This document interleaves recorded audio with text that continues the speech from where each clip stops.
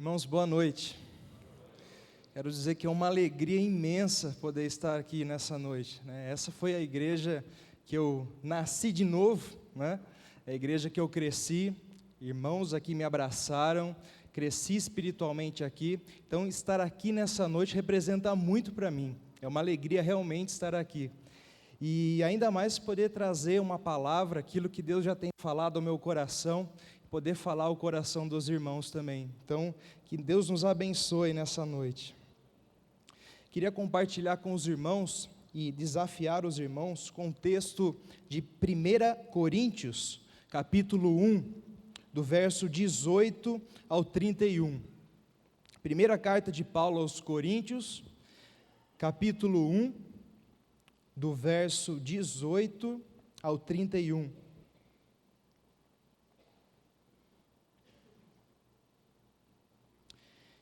Primeira carta de Paulo aos Coríntios, capítulo de número 1, dos versículos 18 ao 31.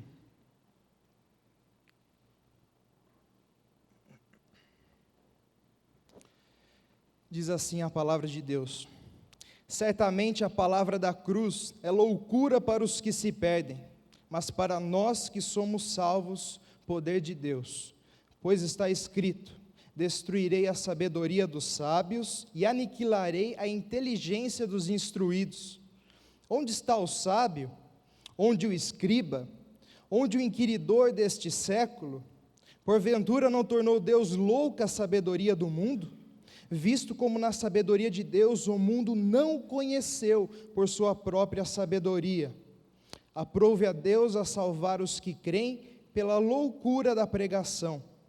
Porque tanto os judeus pedem sinais, como os gregos buscam sabedoria, mas nós pregamos a Cristo crucificado, escândalo para os judeus, loucura para os gentios.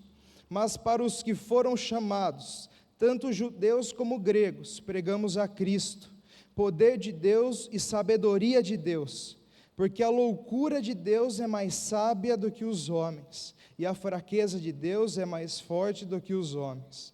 Irmãos, reparai, pois, na vossa vocação, visto que não foram chamados muitos sábios segundo a carne, nem muitos poderosos, nem muitos de nobre nascimento. Pelo contrário, Deus escolheu as coisas loucas do mundo para envergonhar os sábios, e escolheu as coisas fracas do mundo para envergonhar as fortes. E Deus escolheu as coisas humildes do mundo e as desprezadas, e aquelas que não são, para reduzir a nada as que são, a fim de que ninguém se vanglorie na presença de Deus. Mas vós sois dele, em Cristo Jesus, o qual se tornou da parte de Deus sabedoria e justiça, e santificação e redenção, para como está escrito: aquele que se gloria, glorie-se no Senhor. Amém. Gostaria de orar de novo com os irmãos. Deus, muito obrigado, Senhor, pela sua palavra. Palavra essa que tem falado ao nosso coração, tem ministrado em nossas vidas. Ó Deus, que não seja diferente nessa noite, que ela, Pai, possa tratar da nossa vida, tratar do nosso coração, para que saiamos, Deus, daqui edificados e transformados por ela. Seja o Senhor quem fale conosco, para a glória do Senhor, em nome de Jesus. Amém. Irmãos, Paulo escreveu essa carta para a igreja que está na cidade de Corinto, e essa cidade, a cidade de Corinto, era uma cidade muito grande, vários tipos de pessoas com várias etnias ali, gregos, romanos, judeus, e era uma cidade que possuía um espírito muito competitivo, provavelmente influenciado pelos Jogos Olímpicos, pela cultura greco-romana, e as pessoas que tinham vez naquela sociedade eram os vencedores. As pessoas que se destacavam naquela cidade eram os filósofos cheios de sabedoria, que falavam bonito, eram as pessoas que eram ricas, eram os grandes proprietários de escravos. Eram essas pessoas que tinham a primazia nessa cidade, que se destacavam ali de todas as outras. Ao passo que as pessoas simples, humildes, essas pessoas eram rejeitadas pela sociedade, eram consideradas sem valor algum por elas. E esse pensamento de competitividade, de querer visibilidade, ele invadiu a igreja de Corinto. E Paulo vai ter que tratar muito dessas questões ao longo da carta. Por exemplo, os irmãos daquela igreja, eles estavam usando os dons espirituais para quererem mostrar mais espiritualidade. É o fato quando Paulo vai tratar a questão dos dons de línguas, né, que as pessoas estavam usando isso de forma inadequada. Mulheres passando na frente de seus maridos, da liderança, Paulo vai tratar isso no capítulo 11, a questão do véu. Estava formando grupos na igreja, priorizando certas pessoas de destaque. Paulo trata isso um pouco antes do trecho que nós lemos, no capítulo 1.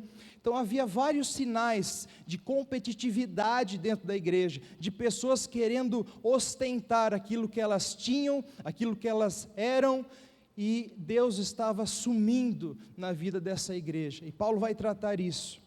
E Paulo vai desafiar esses irmãos, essa igreja, mostrando que a cruz é a sabedoria e o poder de Deus. E esse é o nosso tema. A cruz de Cristo é a sabedoria e o poder de Deus. E logo no versículo 18, essa mensagem da cruz, ela divide o mundo em duas partes: aqueles que creem, aqueles que estão sendo salvos, e os que se perdem. Para os que se perdem, a mensagem da cruz, o próprio texto diz que é uma loucura, é um absurdo. E de fato, naquela sociedade, para eles os cristãos eram pessoas que não deram certo na vida, então se tornavam cristãos. Eram as pessoas que não se destacavam na sociedade. Para eles o cristianismo era a religião dos perdedores, era a religião daqueles que não tiveram sucesso diante do mundo. E na nossa época não é muito diferente. Muitos olham para nós cristãos dessa maneira. Muitos acreditam que crer em Deus, se dedicar a serviço de Deus, é uma tremenda perca de tempo. E na verdade nós estamos perdendo a nossa vida em fazer isso. Muitas pessoas creem nisso. É muito comum ouvir jovens falar essas coisas. Mas ao passo que para aqueles que estão sendo salvos, para aqueles que creem em Deus, a mensagem da cruz é o poder de Deus. É interessante como Paulo, ao longo desse trecho, ele vai tratar muito sobre loucura, sabedoria, poder, fraqueza, força. E aqui, ao invés de ele usar o termo sabedoria, né, para contrastar o termo loucura, que ele citou há pouco, ele vai falar sobre poder. E é interessante essa escolha de Paulo, porque ele quer destacar que a mensagem da cruz não é apenas mais uma mensagem de sabedoria que compete, né, com as outras mensagens da época. Ele fala poder porque a palavra da cruz é aquela que transforma a nossa vida. Ela não é só um bom conselho de como viver, de como olhar as coisas, mas ela é uma palavra que tem poder para mudar a nossa história, mudar quem nós somos, mudar toda a nossa vida. E Paulo coloca então a palavra da cruz em cima de todas as outras sabedorias desse mundo. Paulo faz questão de falar isso. Até o texto que nós lemos no início do culto, Romanos 1,16, Paulo fala: eu não me vergonho do Evangelho, porque é o poder de Deus para a salvação de todo aquele que crê, primeiro do judeu e também do grego. Paulo não se envergonhava dessa palavra, mesmo sendo considerada loucura e um tremendo absurdo diante das pessoas. Paulo não se envergonhava da mensagem da cruz, de ser posto, de ter a identidade de um cristão, de alguém que se identificou com esse Messias, com esse Cristo crucificado. E ele diz no versículo 19: destruirei a sabedoria dos sábios e aniquilarei a inteligência dos instruídos. É isso que a palavra da cruz, é isso que a mensagem da cruz, ela faz com o homem. Ela humilha o ser humano. É por isso que essa palavra é desprezada, porque a palavra da cruz, meus irmãos, ela nos coloca em nosso lugar. Quando nós cremos em Cristo, nós temos que reconhecer que nós éramos pecador, que sem Deus nós não podíamos nada. os que estão na carne não podem agradar a Deus. Nós lemos isso agora há pouco. Nós temos que admitir que pelas nossas obras de justiça, nós não podemos nos aproximar de Deus. Isso é a fé salvadora. É isso que significa crer em Cristo. É desistir de qualquer tipo de se achegar a Deus por méritos próprios, por obras de justiça, e confiar totalmente na cruz de Cristo como salvação da nossa vida, salvação da nossa alma. Por isso que essa mensagem era tão rejeitada pelas pessoas, porque humilhava o ser humano, porque reduzia o ser humano a nada, colocava o ser humano lá embaixo. Foi essa mensagem que João Batista veio anunciar para preparar o caminho para o Senhor Jesus. Arrependei-vos, porque está próximo o reino dos céus. Era uma mensagem que vinha falar para aqueles, principalmente para os judeus, que se orgulhavam por serem da linhagem de Abraão e confiavam nessa linhagem para ganhar méritos diante de Deus. Ele diz simplesmente: arrependei-vos. É necessário arrependimento, humilhação, quebrantamento para se achegar a Deus, para entrar no reino dos céus. Então a mensagem da cruz, meus irmãos, é uma mensagem que enfraquece o ser humano, que acaba com a justiça própria do homem, que reduz a nada o orgulho do homem, que reduz a nada a sabedoria, qualquer motivo de orgulho que nós podemos ter na nossa carne, ela coloca por terra. Todos nós somos iguais e precisamos e carecemos da glória de Deus. Por isso Paulo vai falar no capítulo 3, ninguém se engane a si mesmo, capítulo 3 de 1 Coríntios, versículo 18, ninguém se engane a si mesmo, se alguém entre vós se tem por sábio nesse século, faça-se estulto para tornar-se sábio. Se alguém de vocês se considera sábio, inteligente, se humilhe, se faça estulto para se tornar de fato uma pessoa sábia. Essa é a ideia de Paulo aqui. Como o próprio João Batista falou, convém que ele cresça e que eu diminua. Essa é a vontade de Deus, é isso que a cruz faz conosco. E por isso, porque ela destrói a inteligência dos sábios, na inteligência dos instruídos, no versículo 20, Paulo vai perguntar, aqui já sabendo a resposta: onde está o sábio, se referindo ao grego? Onde está o escriba, se referindo aos judeus? Onde o inquiridor ou questionador deste século? Desapareceram diante da mensagem da cruz. Porventura não tornou Deus louca a sabedoria do mundo? Deus reduziu a nada a sabedoria dos homens. Todos precisam e carecem de Deus. Versículo 21, visto como na sabedoria de Deus, o mundo não o conheceu por sua própria sabedoria. No versículo 21 ele vai falar, olha, essa sabedoria dos homens, ela não é nada, porque mesmo os homens, se dizendo tão sábios, não foram capazes de reconhecer a maior necessidade do ser humano, que é o relacionamento com o seu Criador. Eles crucificaram o Senhor da glória, eles deveriam reconhecer, mas a sabedoria humana não foi capaz disso.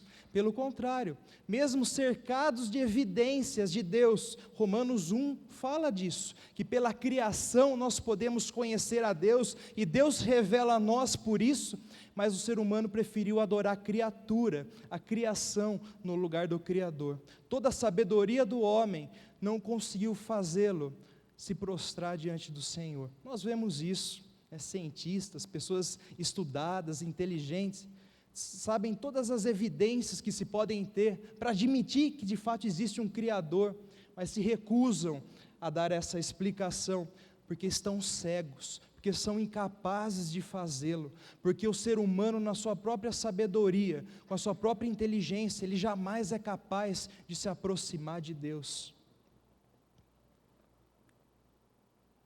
É como o Faraó. Nas 10 pragas do Egito, quando Deus foi libertar o seu povo, Deus fazia uma praga, fazia recair sobre o Egito uma praga, e Faraó, em vez de admitir que Deus existe, libertar o povo, Faraó endurecia ainda mais o seu coração, e falava para os magos fazerem igual, percebe? Em vez de reconhecer o Criador, diante de sinais tremendos, o homem endurece ainda mais o seu coração. Essa é a sabedoria do homem, ela se reduz a nada, ela não é capaz de reagir positivamente à maior necessidade nossa como seres humanos, que é o relacionamento com o nosso Criador. Essa sabedoria humana não é nada.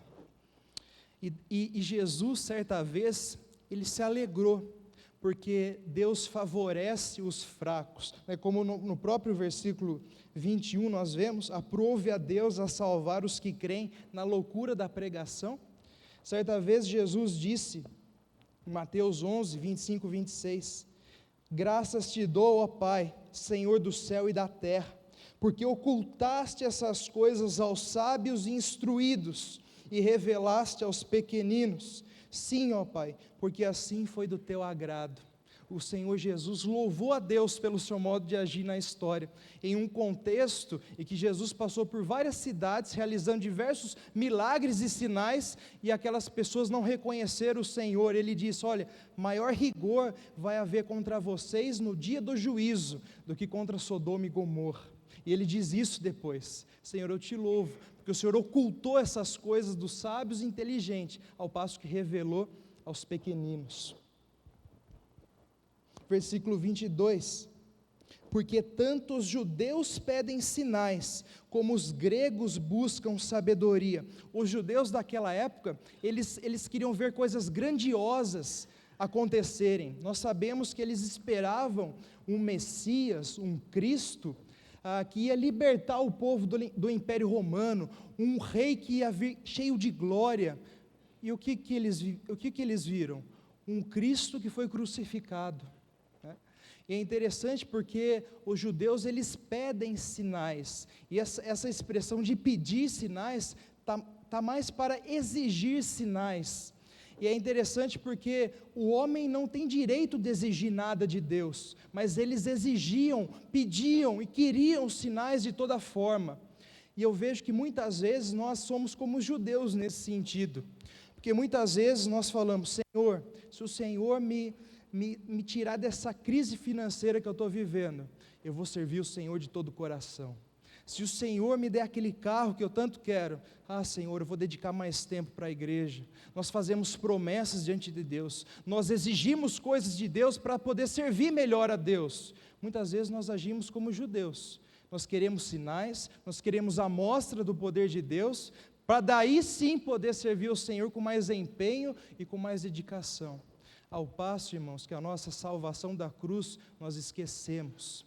Ao passo que a pregação, a mensagem da cruz da salvação, nós deixamos de lado. Mesma coisa que eles fizeram, nós não consideramos um sinal tão grande assim a salvação que Cristo realizou na cruz. E Paulo está desafiando esses irmãos a olharem para a cruz e virem sim esse grande sinal que mudou a nossa história, mudou a nossa vida. E hoje, se fazemos boas coisas, é por amor, por gratidão ao Senhor e não esperando nada em troca. Porque nós morremos com o Senhor na cruz, nós morremos para a nossa glória, para a nossa honra, e nós vivemos para a honra do Senhor. Os gregos, por sua vez, eles buscavam sabedoria. A ideia é que eles viviam em função da sabedoria. Eles queriam cada vez conhecer mais, queriam atrás da sabedoria daquele mundo. E é interessante, trazendo mais para perto de nós, que muitas vezes nós vivemos na sabedoria deste mundo também. E qual é a sabedoria desse mundo? Tem várias coisas nós podemos citar aqui. Pessoas que vivem para acumularem cada vez mais, e fazem o que for necessário para isso, o famoso jeitinho brasileiro, ganhar proveito, tirar vantagem em toda situação, mesmo se necessário ser desonesto, abrir mão de valores da palavra de Deus. Talvez a sabedoria desse século seja a vaidade. Nada contra se cuidar do corpo. O problema é quando isso se torna um ídolo para a vida. O problema é quando isso se torna a razão da minha existência, e é isso que preenche quem eu sou. É a sabedoria desse século. E muitas pessoas, infelizmente até crentes, correndo atrás dessa sabedoria, buscando esses padrões, né, que elevam as pessoas na sociedade, pessoas bajulando outras pessoas para tirar vantagem de outras pessoas, de amizades. Essa é a sabedoria desse século. Infelizmente, muitas pessoas estão indo atrás dessa sabedoria. Mas Paulo disse: enquanto os judeus pedem sinais, enquanto os gregos buscam sabedoria, nós pregamos a Cristo crucificado, que é um escândalo para os judeus e é loucura para os gentios.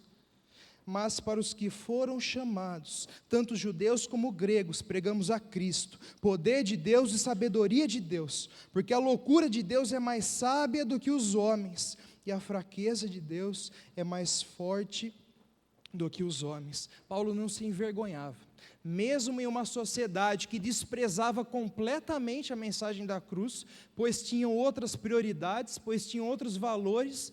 Paulo não se envergonhava em se posicionar como um cristão no meio de uma sociedade corrompida. E nós também temos que ter essa postura de vida, meus irmãos, para que nós resplandeçamos como luzeiros do mundo, numa sociedade corrompida e perdida. Que haja em nós esse sentimento, que nós não nos envergonhamos da mensagem da cruz, que é poder de Deus para a nossa salvação. E possamos dizer como o apóstolo Paulo, porque a loucura de Deus é mais sábia do que os homens, e a fraqueza de Deus é mais forte do que os homens. E Paulo, ele vai continuar tratando e mostrando de fato como a cruz é a sabedoria e o poder de Deus, agora mostrando a vida daqueles que foram salvos. Ele vai dizer no versículo 26, irmãos, reparai pois na vossa vocação, visto que não foram chamados muitos sábios segundo a carne, nem muitos poderosos, nem muitos de nobre nascimento, pelo contrário, Deus escolheu as coisas loucas do mundo para envergonhar os sábios, e escolheu as coisas fracas do mundo para envergonhar as fortes, e Deus escolheu as coisas humildes do mundo, e as desprezadas, e aquelas que não são, para reduzir a nada as que são. O apóstolo Paulo vai falar agora, olhem na vida daqueles que foram chamados, daqueles que foram salvos por Deus. Veja que não tem muita pessoa famosa, muita pessoa de destaque na sociedade. A maioria era pessoas simples, pessoas rejeitadas, que a sociedade não daria nada por elas. Reparem nisso, Paulo diz. E Paulo vai falar que Deus usa essas pessoas para reduzir a nada aquelas que pensam ser alguma coisa. E a palavra de Deus, desde o Antigo Testamento, ela está repleta dessa forma de agir de Deus. Quando Deus foi escolher o povo, né, de Israel, Ele disse: não vos teve o Senhor afeição, nem vos escolheu porque fosseis mais numerosos do que qualquer povo, pois éreis o menor de todos os povos. Isso está em Deuteronômio 7,7. Então Deus simplesmente escolhe Israel, não porque era um povo grande, famoso, conhecido, forte, mas é porque era um povo desprezado, um povo pequeno. Mas Deus quis mostrar nesse pequeno povo o seu poder, a sua glória, a sua força. Quando Gideão, lá em Juízes, foi livrar o povo de Israel da mão dos midianitas, ele tinha um grande exército com ele, e Deus simplesmente chega para Gideão e fala: é demais o povo que está contigo, para eu entregar os midianitas nas suas mãos. Israel poderia se gloriar contra mim, dizendo: a minha própria mão me livrou. Então simplesmente Deus reduz o exército de Gideão, reduz uma vez e vai falar: ainda tem muita gente aí, e depois reduz mais uma vez, a ponto que Gideão fica apenas com 300 homens, para combater milhares dos midianitas. E aí ficou claro, com a vitória do povo, que Deus interviu. Por quê? Porque na fraqueza, todos olharam e falaram: Israel vai perder a batalha. Todos falaram isso, mas Deus se mostrou na fraqueza do povo. É uma ilustração de como Deus age com a nossa vida, de como Deus pode fazer muito com você que se coloca nas mãos de Deus. Muitas pessoas pensam, né, sobre si mesmas: eu não sou capaz, a minha família é assim, eu nasci em um lar assim, eu sou assim, eu não sou muito inteligente, e elas se limitam. De fato, nós somos pequenos, mas o Senhor pode fazer grandes coisas por nós, se nós nos colocarmos na mão dEle, porque Ele é um Deus assim, que usa as coisas fracas para humilhar as grandiosas e para mostrar nessa fraqueza humana a sua glória, a sua força, a sua sabedoria. Por isso que Paulo é capaz de dizer em 2 Coríntios 12, de boa vontade, pois, mais me gloriarei nas fraquezas, para que sobre mim repouse o poder de Cristo, pelo que sinto prazer nas fraquezas, nas injúrias, nas necessidades, nas perseguições, nas angústias por amor de Cristo, porque quando sou fraco, é então que sou forte. Paulo falou que sentia prazer quando ele era provado, situações difíceis que afligiam a sua vida, ele sentia prazer nesses momentos, não porque ele gostava de sofrer, mas porque nesses momentos ele precisava depender daquele que nos fortalece, daquele que deposita a sua força em nós para vencermos. E é nesse momento que ficava claro na vida de Paulo que Deus agiu, que Deus atuou, que Deus deu livramento, que Deus esteve à frente. E Paulo diz, olha, eu já vivi situações de não ter o que comer, não ter o que vestir, também vivi situações de abundância, mas tudo posso naquele que me fortalece, naquele que deposita a sua força em mim. Essa é a ideia, não há força em nós, Muitas pessoas hoje vão ter vários livros de autoajuda aí, até pessoas falando, não, você tem que buscar a força dentro de você para vencer, você tem que se amar mais. Não, a palavra da cruz ela vai dizer, não há força em nós, não há força, nós somos fracos. A força ela vem de fora de nós, ela vem de Deus que nos capacita para vencermos. Por isso que nós devemos viver dependendo da cruz e não da nossa própria glória, e não confiando na nossa própria carne. Esse é o desafio de Paulo aqui. E Deus faz isso, Paulo vai falar no versículo 29, a fim de que ninguém se vanglorie na presença de Deus, para que não haja ser humano que capaz de bater no peito e dizer, a minha própria força, a minha própria sabedoria me livrou, mas é que para que toda a glória, toda a honra seja dada ao nome de Deus. E os últimos 2 versículos para encerrarmos, mas vós sois dele em Cristo Jesus, o qual se tornou da parte de Deus sabedoria e justiça e santificação e redenção, para que, como está escrito, aquele que se gloria, glorie-se no Senhor. Cristo transformou completamente as nossas vidas. Ele vai falar que Ele se tornou justiça, sabedoria, santificação, redenção para nós. Mudou totalmente quem nós somos. Talvez se você olhar para trás, antes de se converter, e pensar que você estaria hoje onde você está, talvez você nunca ia acreditar nisso, mas Deus fez isso. Deus mudou a sua vida, Deus mudou a sua história, mudou a sua família e fez grandes coisas por você. Mas Ele quer que aquele que se glorie, dê a glória para Deus. Tanto é que ele vai dizer no capítulo 4, quem é que te vai sobressair? E o que tem vós que não tenhas recebido, e se recebeu, porque te glorias, como se não tivesse recebido. Por isso que toda a glória, ela deve ser dada a Deus. E eu cito mais um texto aqui, quando Paulo fala à igreja de Filipos, lá no capítulo 3, ele diz, olha, nós que somos a circuncisão, nós que adoramos a Deus no Espírito e nos gloriamos em Cristo Jesus e não confiamos na carne. Ele vai dizer, bem que eu também poderia confiar na carne. Aí ele vai descrever o seu currículo, Eu sou Paulo, circuncidado ao 8º dia, da tribo de não sei quem, perseguidor da igreja, irrepreensível. Ele vai descrever o seu currículo. E talvez nós poderíamos dizer a mesma coisa sobre várias coisas da nossa vida. Talvez os irmãos poderiam se gloriar também de muitas coisas da carne. Eu estudei em tal lugar, eu trabalho em tal lugar, eu conheço tal pessoa, eu faço isso, não sei o que tem. Talvez nós também tenhamos vários motivos que nós poderíamos nos gloriar aqui.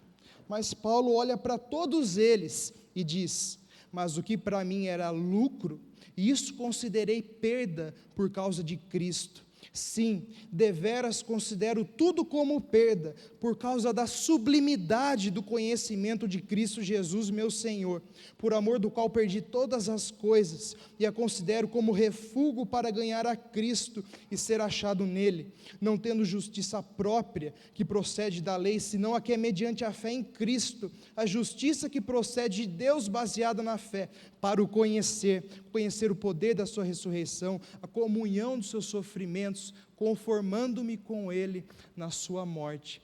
Essa é a sabedoria da cruz, não vivendo dependendo e se encostando naquilo que a nossa carne conquistou e adquiriu nessa vida, mas confiando tão somente no poder de Deus para o dia de amanhã.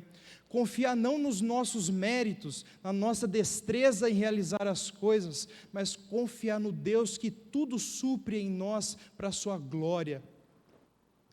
Irmãos, esse é o desafio que fica aqui para nós nessa noite, que vivamos em fraqueza, não nos apoiando na carne, mas dependendo sempre do Senhor, para que possamos simplesmente dizer como Paulo diz, levando sempre no corpo o morrer de Jesus, para que também a sua vida se manifeste no nosso corpo, que possamos viver assim para a glória do Senhor, amém?